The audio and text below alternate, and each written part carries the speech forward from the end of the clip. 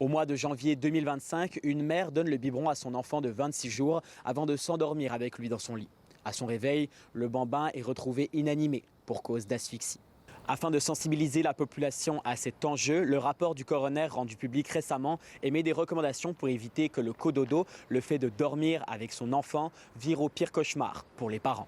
Donc, dans ces recommandations, c'est d'amener l'information sur le partage du lit sécuritaire. Elle demande au gouvernement d'en faire une expertise, d'en faire un feuillet informatif et de formation qui serait disponible à tous les professionnels de la santé, autant en prénatal, qu'en postnatal immédiat, qu'en postnatal à long terme, pour favoriser le partage des bonnes pratiques, des bonnes informations, plutôt que de laisser ça dans un flou.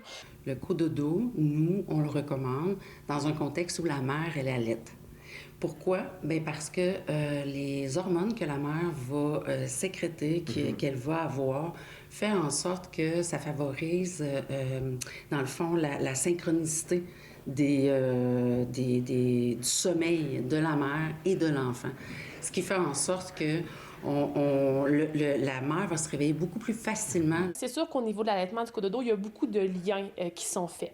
Et puis l'allaitement aussi, c'est un des facteurs qui fait partie de la pratique sécuritaire du cododo. Dans les discussions que j'ai avec mes clientes, il y en a beaucoup qui pratiquent le cododo. Il y en a beaucoup qui ont dit que ça sauve leur santé mentale, puis justement que c'est plus facile, celles qui allaitent, là, surtout, de pouvoir le faire, puis que ça va être plus facile de se rendormir avec bébé qui est proche. Là. Pourtant, au Canada, entre 2015 et 2020, environ 110 enfants âgés de moins de 1 an ont perdu la vie dans leur sommeil par année. 83% de ces décès seraient liés à un incident affectant la respiration ou une autre cause indéterminée. Mais comment éviter ce genre de drame? Une autre piste de solution soulevée serait de lever les tabous autour du cododo afin de permettre aux parents de poser leurs questions sans crainte d'être jugés. Donc, en fait, selon certaines études qui ont été faites autour de 2018, on parle qu'environ 37% des parents ont déclaré dormir avec leur bébé. Autour de 25 à 27% disent avoir fait occasionnellement, puis le reste disent ne l'avoir jamais fait. Nous, les experts dans les formations sur le sommeil, ce qu'ils nous disent, c'est que tous les parents vont au moins avoir une fois partagé le lit de bébé. Donc, à ce moment-là, ces parents-là ne le mentionnent pas. Plusieurs s'en cachent, ont peur d'être jugés. Donc, c'est important d'avoir accès à toutes ces informations-là pour que le parent puisse prendre sa propre décision à chaque soir et le faire d'une manière sécuritaire. Souvent, ça va être un tabou par rapport à la génération précédente. Fait qu'avec nos parents, avec nos grands-parents, des fois, ils vont pas comprendre ça.